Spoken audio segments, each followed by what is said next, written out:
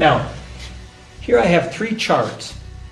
And if we were looking at these charts, naturally, probably if you ask somebody, what's the best investment, which one would you pick?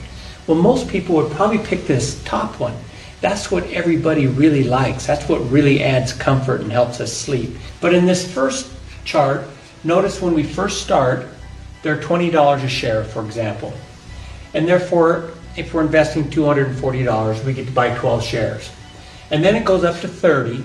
Notice when they cost $30 a piece, we only get to buy 8. So maybe it stays there for a little longer, we get to buy 8 again, and then it goes up to 40.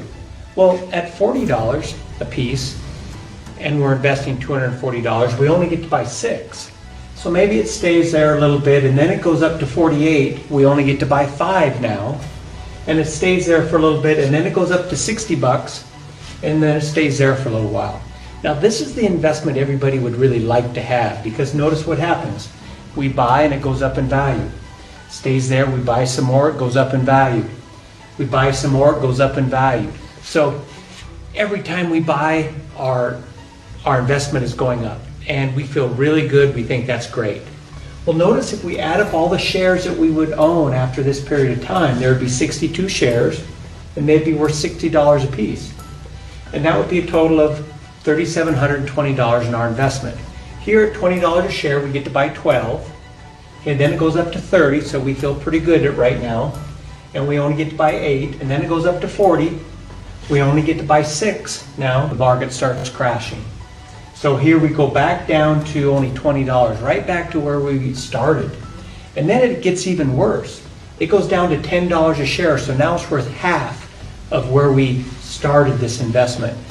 And then it stays there at the bottom there for a while. It takes a little while before it starts to recover. And then it finally gets back up to $20 a share, and then it finishes at $30 a share. Okay. Now notice it finished at half of the value of this first one. But notice because it was at a low point for a while, and that gave us an opportunity really to buy the market when it was on sale, you got to buy more shares during that period of time. So if we add up these shares here, there's 142 shares, and they're only worth $30 a piece, but notice it's actually a better investment than this one that just goes up every time we buy. Okay.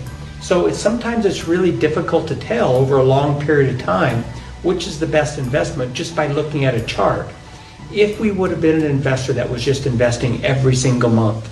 Okay, so this is the concept of dollar cost averaging.